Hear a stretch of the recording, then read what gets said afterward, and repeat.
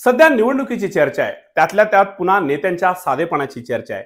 जिथे पावसाळ्यात लोकांना नीट चालता येत नाही, तिथे कार्यकर्त्यांचे जत्ते घेऊन नेते घराघरात जाऊन मतदानासाठी विनंती करत आहेत आणि त्यांचे कार्यकर्ते मोबाईलवरून व्हिडिओ करून त्यात गाणं टाकून व्हिडिओ व्हायरल करत आहेत।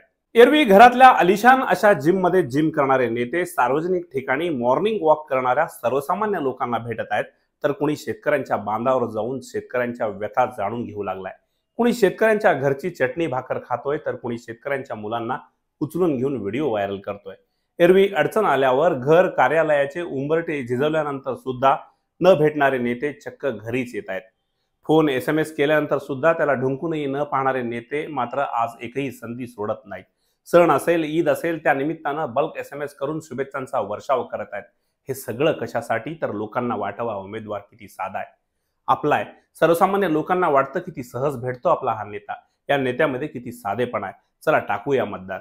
पण हे असं किती दिवस चालणार? तुम्ही 5 वर्ष त्या मतदारसंघाचे प्रतिनिधित्व करून सुद्धा पुन्हा लोकांसमोर जाण्याची वेळ येत असेल, तर तुमच्या कर्तृत्वावर प्रश्नचिन्ह निर्माण होतो। अनेक मतदारसंघात रस्त्यावर नीट चालता येत नाही, तिथे कोणत्या वाहनांची सोय नाही, त्यामुळे त्या गावातील मुलं शिक्षणापासून वंचित आहेत। आरोग्याच्या सुविधांचा वानवा आहे। अचानक कोणाची प्रकृती बिघडली तर शहरात कसं घेऊन जायचं हा प्रश्न आहे। याही गोष्टींचा विचार कधीतरी करायला हवा। तुमच्या आलिशान गाडीला झटके बसणार नाहीत ना, तुमच्या गॉगल ग्लास मधून हे कधी दिसणार आहे। गल्लीबोळातील सर्वसामान्य भोळीबाबडी लोक राजकारणाची चर्चा करतात, अगदी तुम्ही त्यांचेच आहात असं समजून कधी कधी भांडण अंगावर घेतात। त्यांच्यासाठी तुम्ही काय केलंय हेही एकदा चिंतन करायला हवं। तुमच्या प्रचारासाठी जो जीवाचा रान करतोय ना, त्यापैकी काही जणांच्या बापाच्या हाताला काम नाही। आई पडेल तिथे रोजगार करते आणि मुलगा मात्र प्रचारात आपले बॅनर वाटतोय। अशासाठी काही करणार आहात का? हे सगळं निवडणुकीपुरतं हेही एकदा कुठंतरी जाहीर सभेत सांगून टाका। निवडणुकीत जसे वागता, जसे बोलता, दिलेले आश्वासन पूर्ण केलात ना, लोक तुम्हाला डोक्यावर घेतील।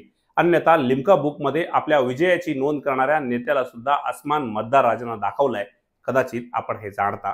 मतदारसंघात जातच असाल तर तिथल्या काय समस्या आहेत, शिक्षण, आरोग्य, वीज, पाणी या मूलभूत सुविधांची वानवा आहे, हे बघा। लोकांकडून तुम्ही ऐकून घ्या। तुम्ही ऐकून घेणार आहात यात वादच नाही। तुम्ही त्यांना आश्वासनही देणार, मात्र तुम्ही आश्वासन देताना तुमच्या अंतरात्म्याला एकच प्रश्न विचारा, यांना आपण जे बोलतोय ते माझ्याकडून पूर्ण होणार आहे का? जर तुमचं उत्तर हो असेल तर तुम्ही निवडून येताल, यात वाद नाही। मतदारसंघातल्या बहुतांशी लोकांचा उदरनिर्वाह शेतीवर आहे।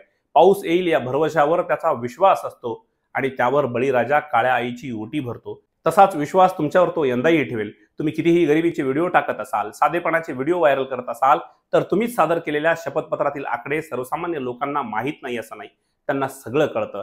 तुम्ही काय होतात आणि काय झालात याचे साक्षीदार आहेत हे लोक। मात्र घरापर्यंत आलेल्या लोकांना भोळीबाबडी पण संस्कारी माणसं परत पाठवत नाहीत। सर्वसामान्य लोक त्यांच्या उमेदवाराला त्यांनी दिलेल्या आश्वासनावर विश्वास ठेवून भरभरून देतील, मात्र त्यांच्या विश्वासास तुम्ही पात्र ठरणार आहात का? हा प्रश्न आहे। धन्यवाद।